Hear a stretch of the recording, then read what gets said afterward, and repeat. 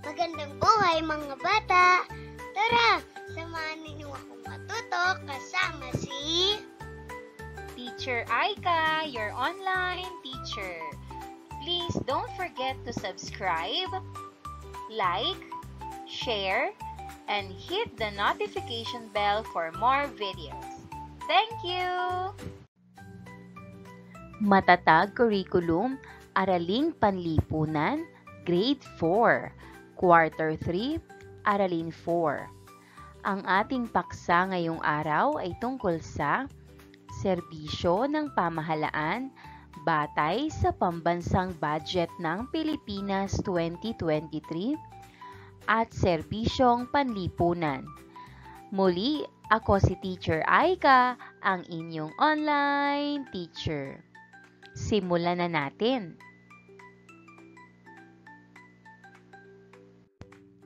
Mga kasanayan at layunin. Nasusuri ang papel ng pamahalaan at mga programang A. Pangkalusugan, B. Pang-edukasyon at C. Pangkapayapaan.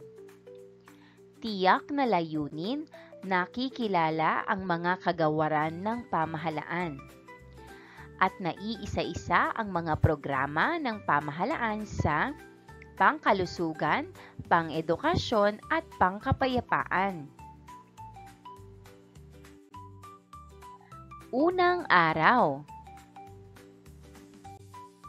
Munting balik-aral, busa kaalaman.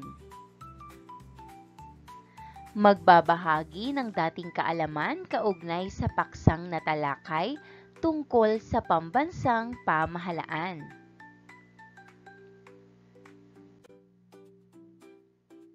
Ano ang ibig sabihin ng mga sumusunod na salita at paano ito nauugnay sa ating pamahalaan? Elemento ng pagkabansa, pamahalaan, mga sangay ng pamahalaan, pamumuno ng mga leader, at proseso ng pamamahala. Narito ang mga kasagutan.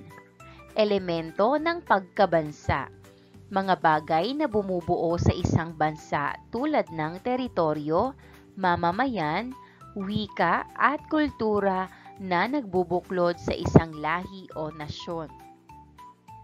Pamahalaan, ang sistema o organisasyon na namamahala sa mga mamamayan at naguutos ng mga batas at regulasyon upang mapanatili ang kaayusan sa bansa.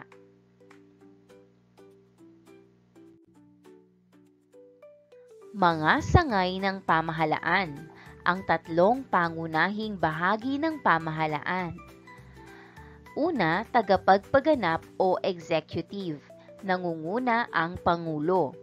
Ikalawa, ang lehislatura o legislative, gumagawa ng mga batas o konseho o kongreso.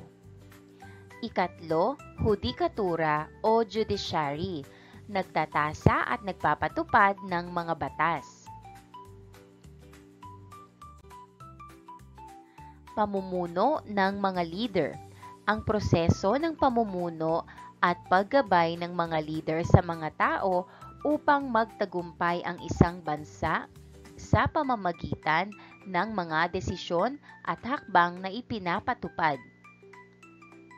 Proseso ng pamamahala, ang pagkilos ng pamahalaan sa pagpapasya at pagpapatupad ng mga polisiya at programa upang matugunan ang mga pangangailangan ng mga mamamayan at mapaunlad ang bansa.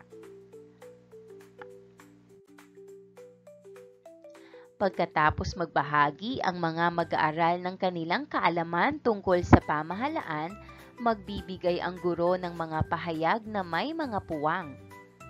At ang mga mag-aaral ay tatawagin upang dugtungan ang mga pangungusap ng mabilis upang mabuo ang diwa nito.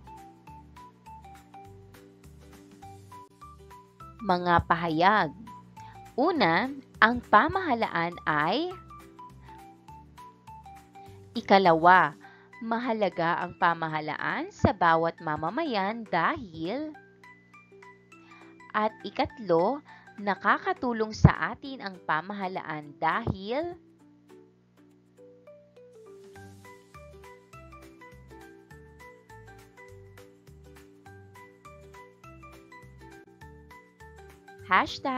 #Puzzle Mastermind.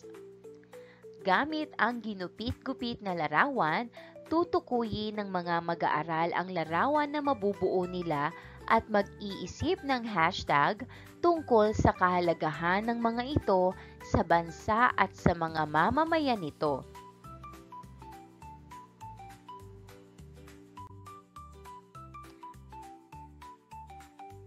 Narito ang unang larawan. Maaari mo bang sabihin kung ano ito?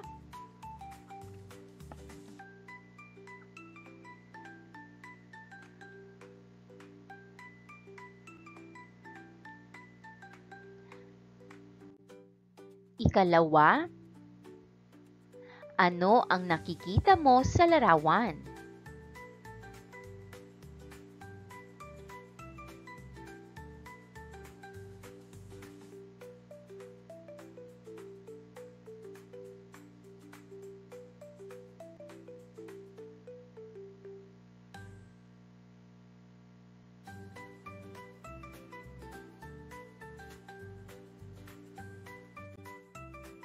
Ikatlo, ano ang nakikita mo sa ikatlong larawan?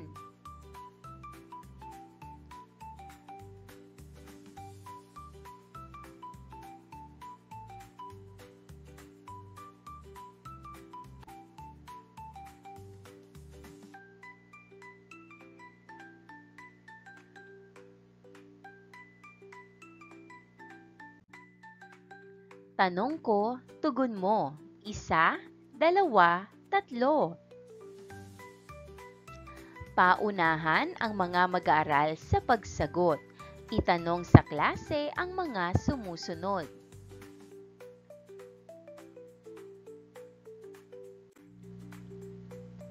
Anong S ang naibibigay ng mga nabuong larawan sa bansa at mamamayan nito? Ang sagot, serbisyo. Ang serbisyong ibinibigay ng pamahalaan ay naglalayong tugunan ang mga pangunahing pangangailangan ng mamamayan.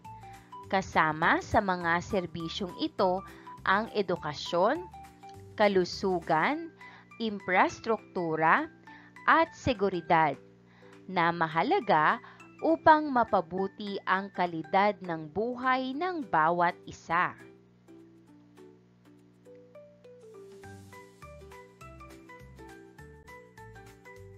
Anong P ang natutugunan ng mga larawang nabuo? Ang sagot, pangangailangan.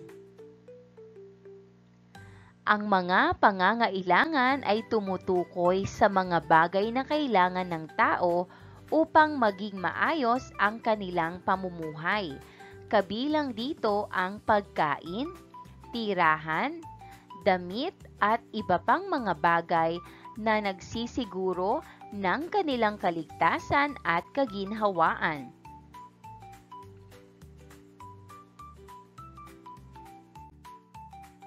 Itinatag ng pamahalaan ang mga infrastruktura tulad ng mga paaralan, ospital at iba pang mga pasilidad upang matugunan ang mga pangunahing pangangailangan ng mamamayan at mapabuti ang kanilang kalidad ng buhay. Ang mga infrastruktura ay nagsisilbing pundasyon para sa kaunlaran at kaayusan ng bansa.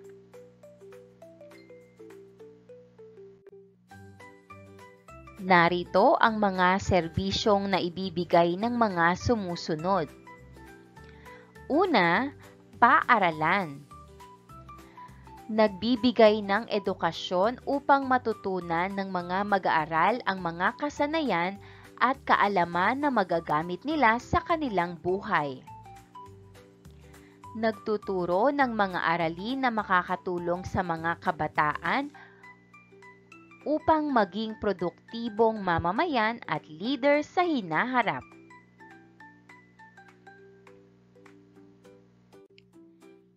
Ikalawa ay ospital. Nagbibigay ng serbisyong pangkalusugan tulad ng paggamot sa mga may sakit, emergency care at pagpapagamot sa mga sugat o karamdaman. Nagsisilbing mga lugar para sa mga operasyon at pagpapanganak, pati na rin ang mga preventive health services tulad ng mga bakuna at check-up.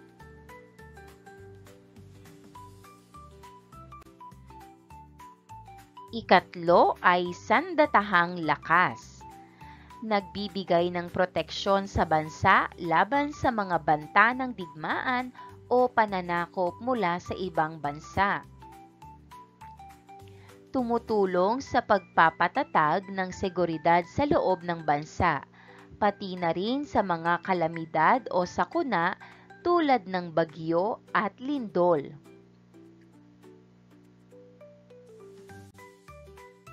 Ikalawang araw.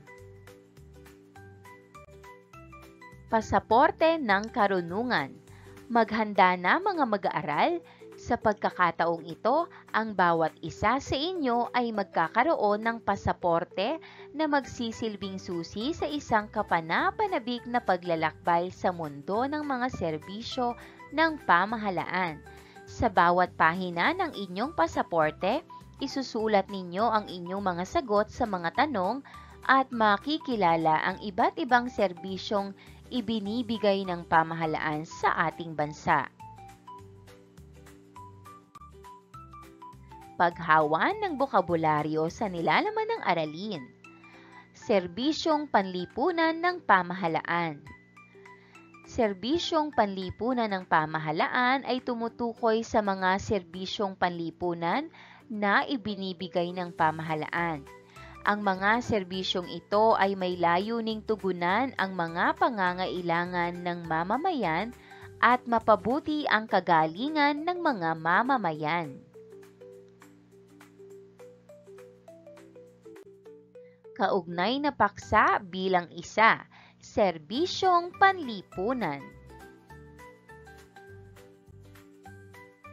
Ang mga serbisyong panlipunan ay maaaring isama ang iba't ibang programa at mga proyektong may kinalaman sa kalusugan, edukasyon at pangkapayapaan.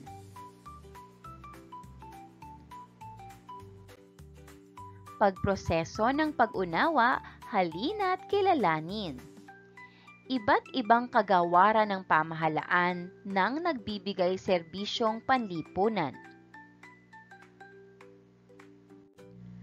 Pinatnubayang pagsasanay. Handa na ba kayong maging ahensya explorer? Sa aktibidad na ito, magkakaroon kayo ng pagkakataon na maglakbay sa 3 istasyon ng silid-aralan upang tuklasin ang mga ahensya ng pamahalaan na nagbibigay ng serbisyong panlipunan.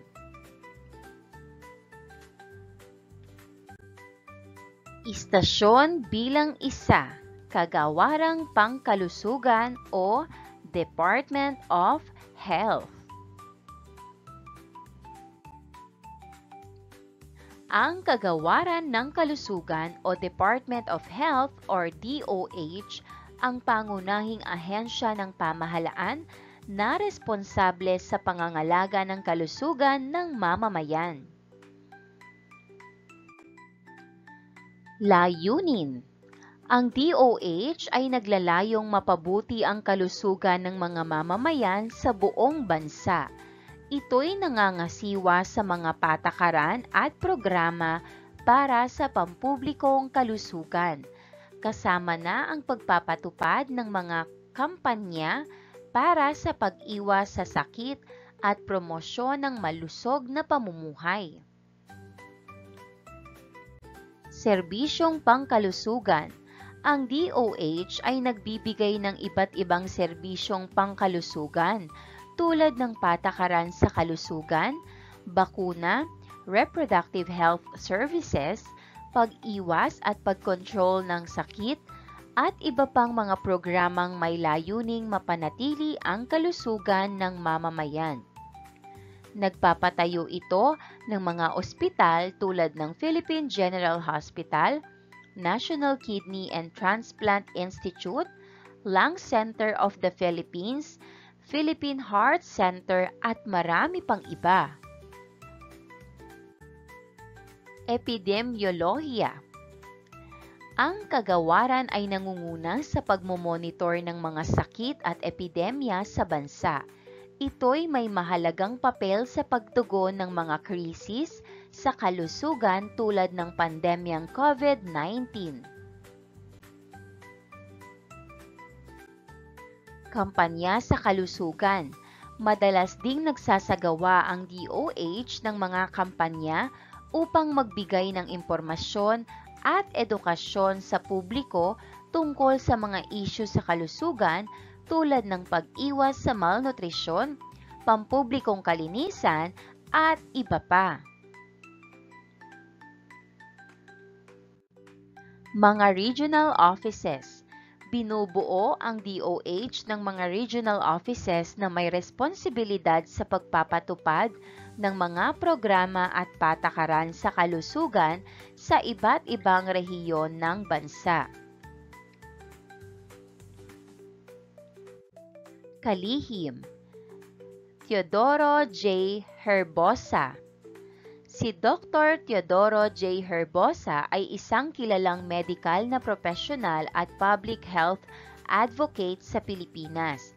Siya ay nagsilbi bilang isang opisyal ng Department of Health or DOH at nagkaroon ng mahalagang papel sa pagpapabuti ng healthcare system ng bansa.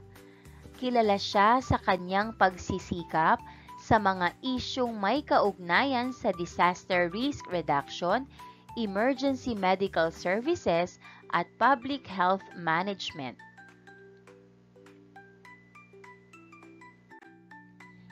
Istasyon bilang 2, Kagawaran ng Edukasyon o Department of Education.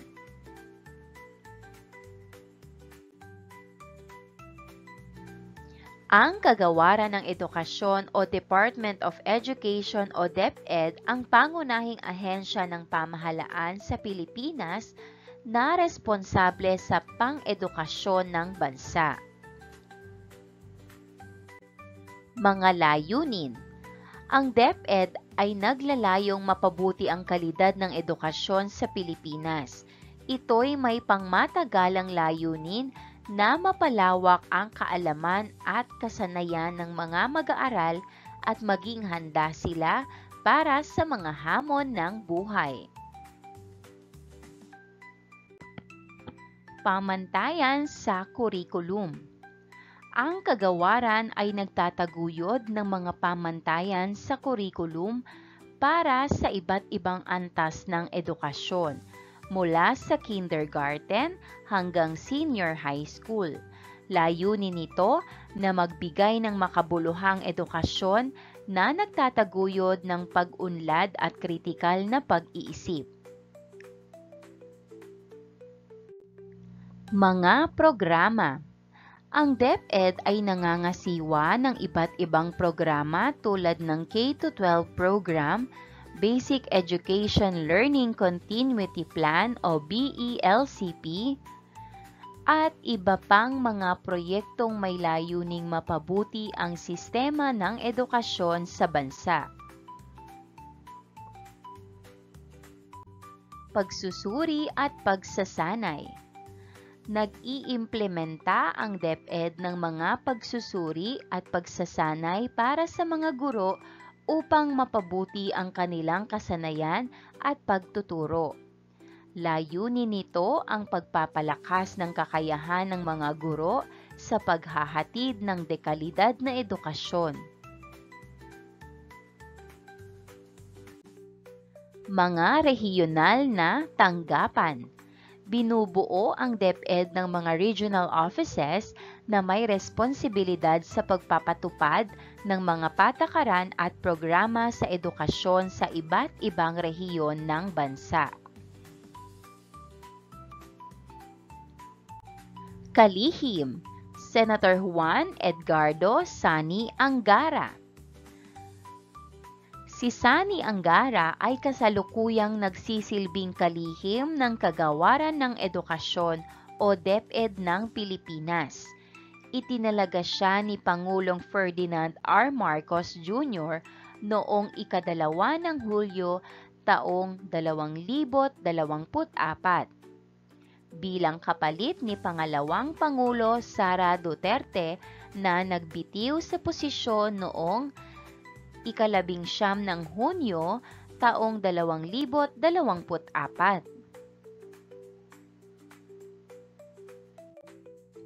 Partisipasyon sa internasyonal na komunidad. Ang DepEd ay aktibong kasapi sa iba't ibang internasyonal na organisasyon at nagtataguyod ng kooperasyon para sa pag-unlad ng edukasyon sa global na antas.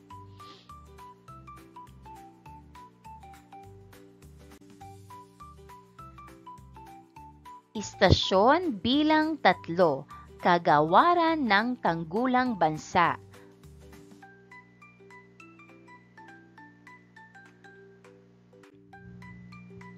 Sa Pilipinas, ang Kagawaran ng Tanggulang Pambansa o Department of National Defense o DND ang pangunahing ahensya ng pamahalaan na responsable sa pagpaplano, pagpapatupad at pamamahala ng pambansang seguridad at depensa. Mga layunin. Ang DND ay naglalayong mapanatili ang integridad ng teritoryo ng Pilipinas at ang seguridad ng mamamayan. Ito ay nagbibigay ng pangunahing suporta sa hukbong sandatahan ng Pilipinas o Armed Forces of the Philippines o AFP at iba pang ahensya ng seguridad.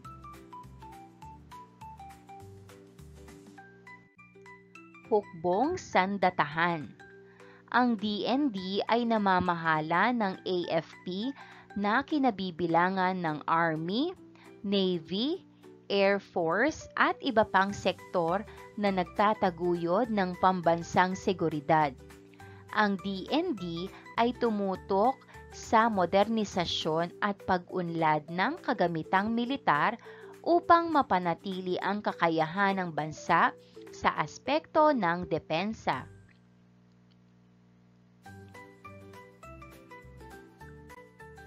Pambansang kaligtasan.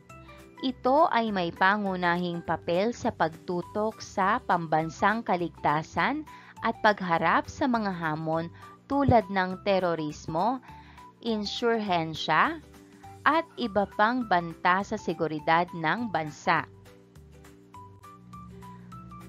Patakaran sa seguridad. Ang DND ay nagbibigay ng patakaran at gabay para sa pambansang seguridad at depensa. Ito ay nakikipagtulungan sa iba't ibang ahensya ng pamahalaan at sektor ng lipunan upang mapanatili ang katahimikan at kaayusan. Pagsasanay at pag-unlad. Ang DND ay may mga programa para sa pagsasanay at pag-unlad ng mga miyembro ng AFP upang mapanatili ang kanilang profesionalismo at kahandaan. Pakikipagtulungan sa internasyonal na seguridad. Ito ay nakikipagtulungan sa iba't ibang bansa at internasyonal na organisasyon para sa seguridad at kapayapaan sa rehiyon at sa buong mundo.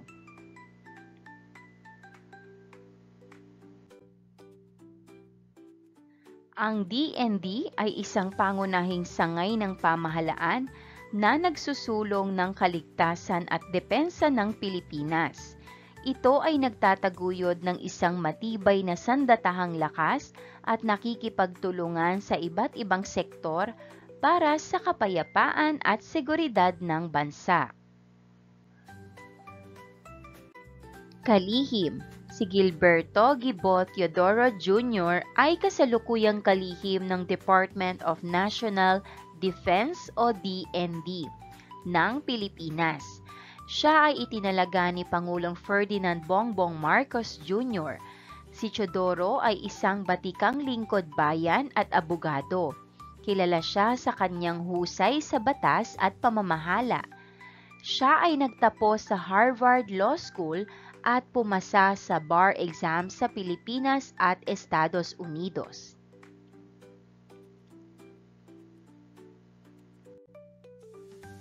Ikatlong araw.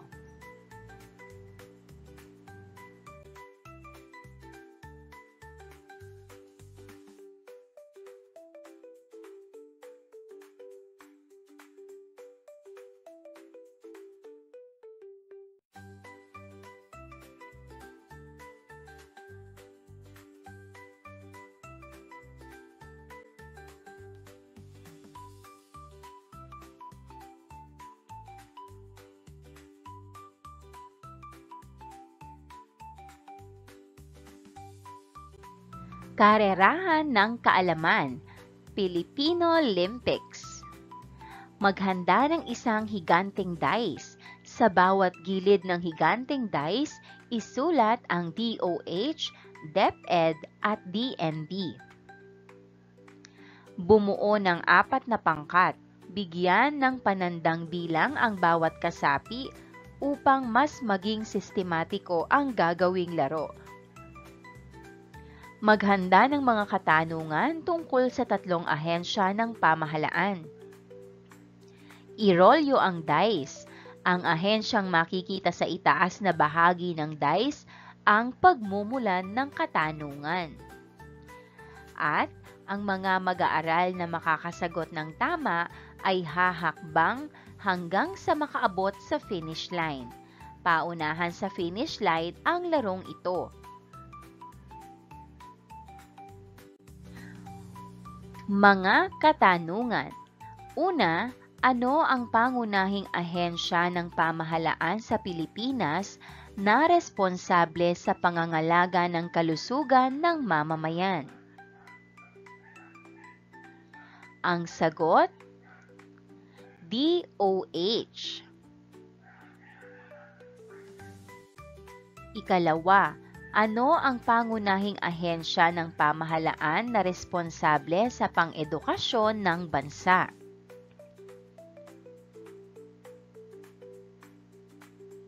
Ang sagot, DepEd. Ikatlo, ano ang pangunahing ahensya ng pamahalaan na responsable sa pagpaplano, pagpapatupad at pamamahala ng pambansang seguridad at depensa? Ang sagot, DND. Ika-4, ang DOH ay naglalayong mapabuti ang kalusugan ng mga mamamayan sa buong bansa sa pamamagitan ng pagpapatupad ng mga patlang at patlang para sa pampublikong kalusugan. Ang sagot, programa at patakaran. Ika-5, nag-iimplementa ang DepEd ng mga pagsusuri at pagsasanay para sa mga guro upang mapabuti ang kanilang patlang at patlang, na naglalayong palakasin ang kakayahan sa paghahatid ng dekalidad na edukasyon. Ang sagot, kasanayan at pagtuturo. Ika-6, ang DND ay may pangunahing papel sa pagtutok sa pambansang kaligtasan at pagharap sa mga hamon tulad ng patlang. Ang sagot, terorismo.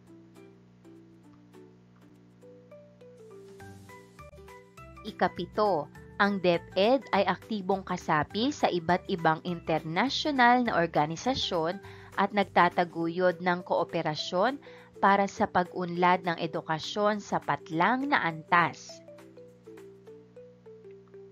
Ang sagot, global. Ikawalo, ano ang ahensya ng pamahalaan na nagpatupad ng K-12 program? Ang sagot, DepEd.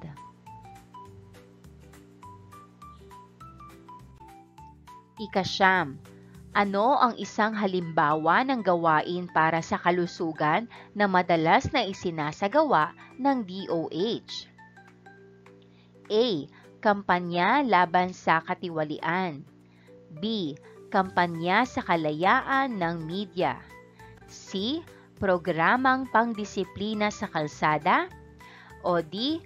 Programa sa kalinisan ng kapaligiran. Ang tamang sagot ay letter D. Programa sa kalinisan ng kapaligiran.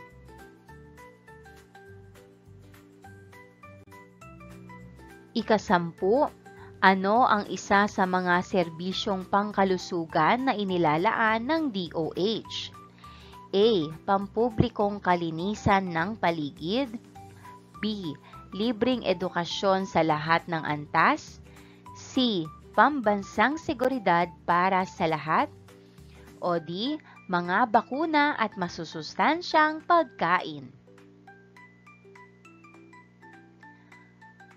Ang sagot, letter D. Mga bakuna at masusustansyang pagkain.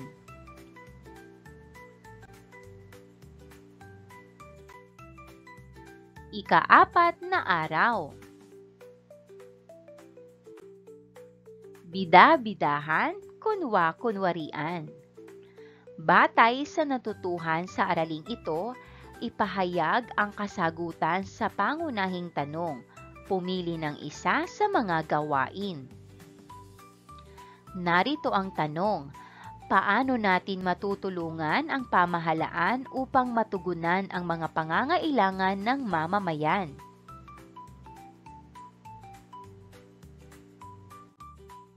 Mga pagpipiliang gawain, pumili lamang ng isa.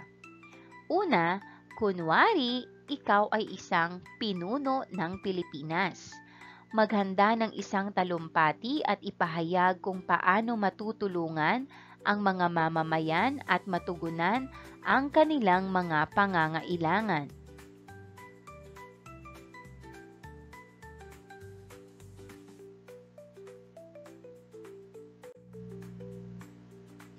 Ikalawa, kunwari, isa kang artista. Gumawa ng isang advertisement na maghihikayat kung paano natin matutulungan ang ating pamahalaan upang higit na matugunan ang mga pangangailangan ng mga mamamayan.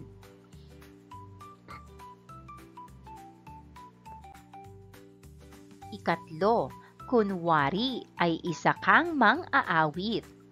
Sumulat ng isang awiti na naglalaman ng liriko tungkol sa pagtutulungan ng pamahalaan at mamamayan upang matugunan ang lahat ng pangangailangan ng mga mamamayan sa bansa.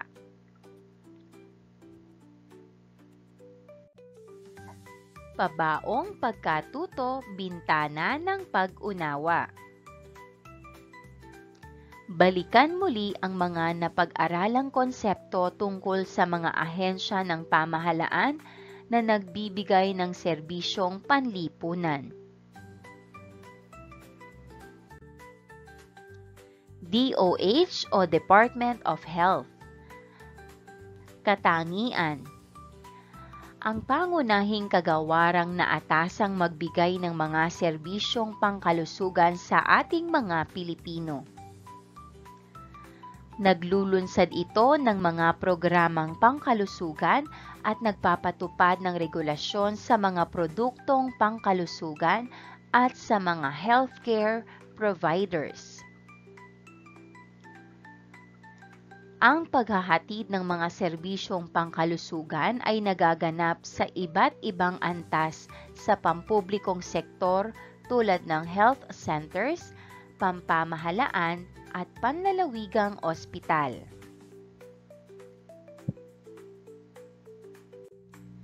DepEd Katangian. Nangangalaga at namamahala sa sistema ng edukasyon sa ating bansa.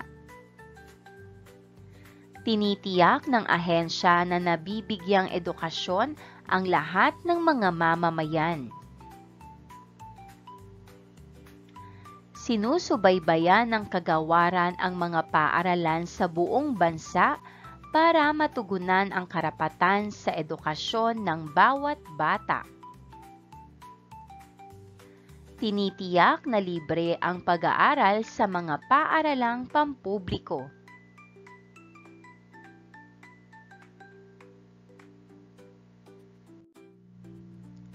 DND Katangian.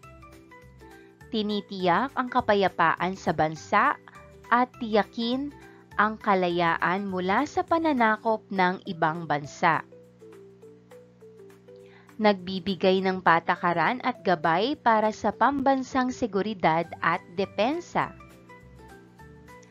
Nakikipagtulungan sa iba't ibang ahensya ng pamahalaan at sektor ng lipunan upang mapanatili ang katahimikan at kaayusan.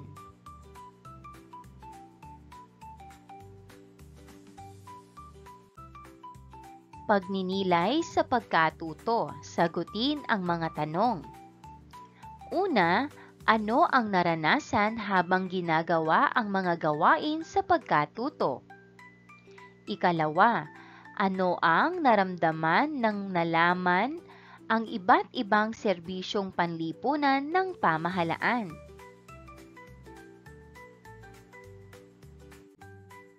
Pagtataya at pagninilay.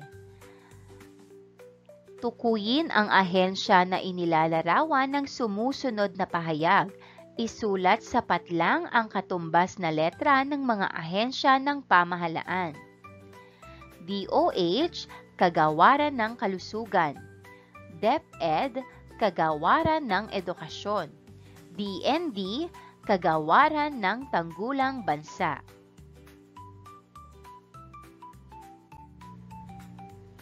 Una, nagbibigay ng libreng edukasyon. Ang sagot, DepEd. Ikalawa, nagbibigay ng libreng bakuna. Ang sagot, DOH. Ikatlo, tinitiyak na ligtas ang mga mamamayan sa kapahamakan. Ang sagot, DND.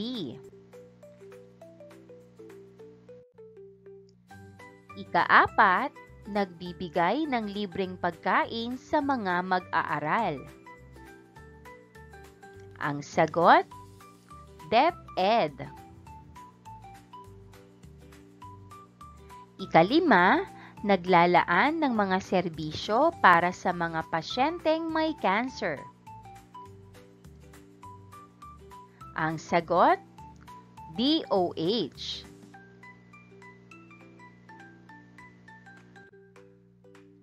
Ngayon naman, sabihin ang inyong opinyon o damdamin tungkol sa sumusunod na sitwasyon.